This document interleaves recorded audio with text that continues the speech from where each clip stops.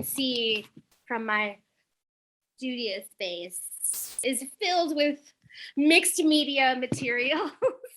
I am working on multiple projects. Sure. So my name's Alicia Pillar. I am a mixed media artist. I was going to say sculptor, but there's just so many things under my umbrella that I'm doing. I generally like to pull from materials that are around me. So I'm a lot of times walking in nature. Like this piece behind me has like a lot of bamboo. But not only that, I'm looking at like social content. So a lot of times I'm pulling from news headlines, looking at historical news headlines as well, going back 200 years, because I'm always thinking about how did we get here today? You know, why are we in this place in society? And to do that, I have to go back to history. I have to go back to colonialism and sort of bring in those roots to understand. There's this element of critique, but also hope.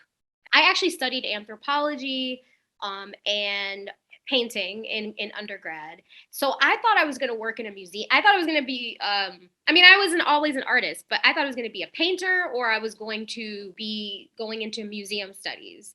I always say I'm an artist, you know, because even when I was a kid, even though, yes, I was very interested in painting, I was always playing with material.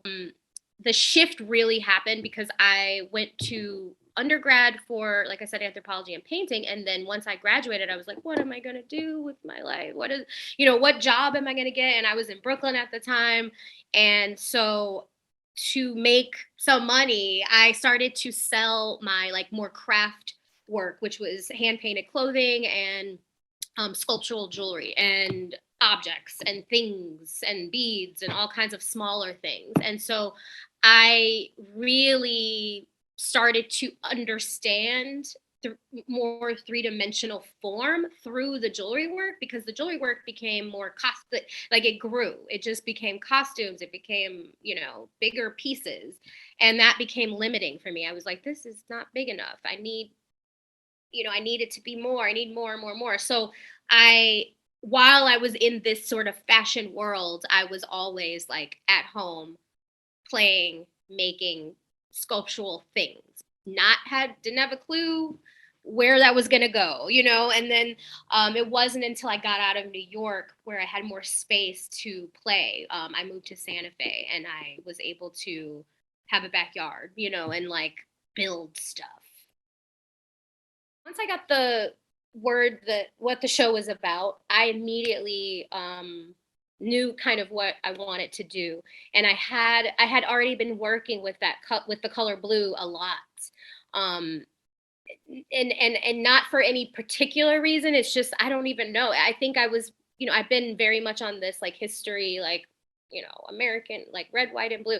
So that already was in the work, but I was actually really thinking about the ocean itself as this vehicle for how civilizations have shifted, how cultures have changed. If without that travel through the ocean, there wouldn't be this colonialization. Maybe there would, but it maybe be different. I don't know.